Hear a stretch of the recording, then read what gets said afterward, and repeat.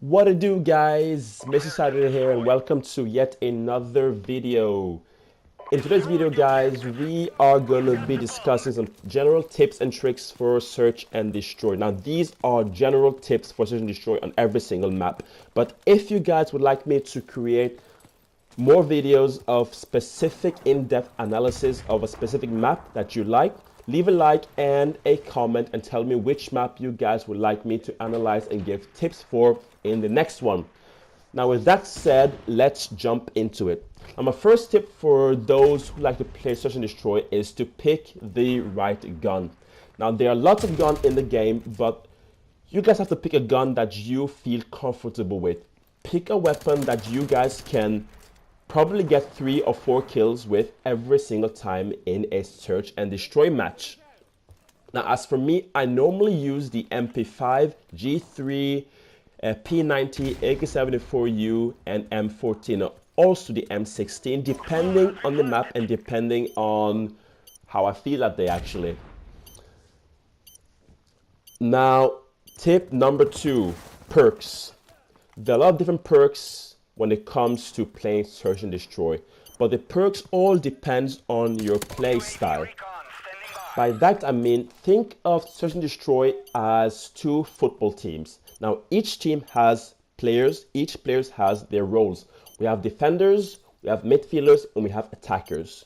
The attackers are the rushers. If you are a rusher, you're most likely going to be using a submachine gun. And for perks, extreme conditions, stopping power, UAV jammer, bomb squad are essential. When you're rushing around the map and trying to position yourself before the opponents, bomb squad is important because it sucks to get killed by random claymores positioned everywhere and making your team to lose that way. So bomb squad for rushers is important. If you like to use assault weapons, you are the midfielder. Now, the midfielding job is to dictate the match. You can either push forward or stay back as a midfielder. When I use the M16, I like to be in a medium to long range encounter so that I can pick up enemies easier than being in close with them. So when I am using the M16, I roll with stopping power, bomb squad, or even claymores. Bomb squad and claymores depends on if I'm attacking or defending. If I'm attacking, I'm rolling bomb squad. I hate dying to random claymores. But if I am defending, I'm using claymores. I'm positioning my claymores in areas so that I can watch one side, my claymores watch the other side. Now, even if my claymores don't get the kill, if they explode, I know where the enemies are gonna be. Now, if you're a sniper, you are a defender.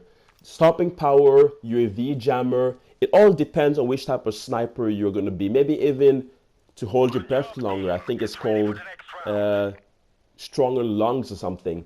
But the worst thing I know about snipers is those who try to be optic phase or even hutch, trying to get those quick scopes and being too aggressive. Guys, know your position and know your role. You are part of a team, work together and communicate. Another tip is you guys have to learn nade spots.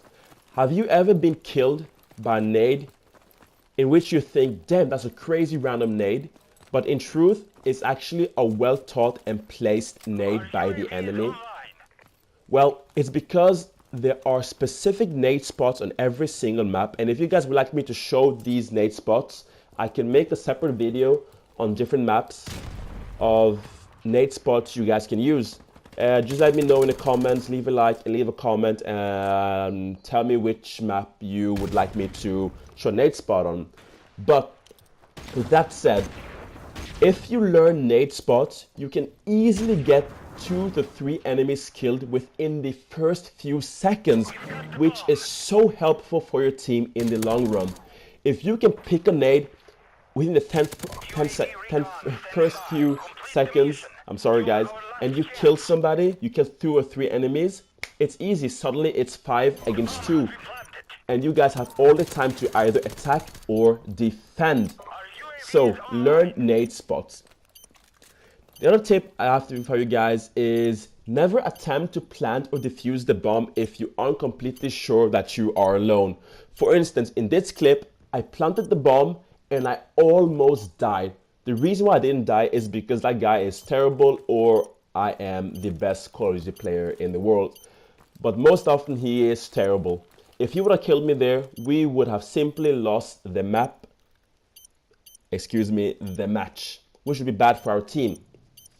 Another tip is always keep your eye on the minimap and know the position of your teammates. Knowing where your teammates are is key and important. Reason is because if they die, you know where the enemies are. Most often the enemies are going to be close to your teammates when they die. And speaking of teammates, never run with more than one teammate at a time.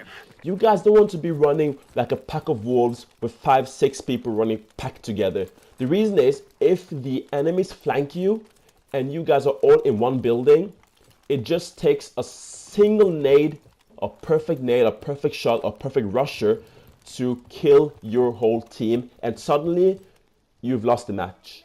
So be patient, run with either a buddy, 2-2 or 3-3, and spread out. It makes it harder for the enemies to kill you guys, and it makes it harder for the enemies to predict or even know where you're going to be at certain moments.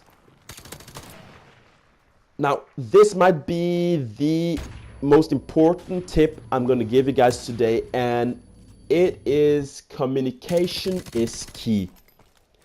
If you have a microphone, a headset, or a way to communicate with your team, please do so.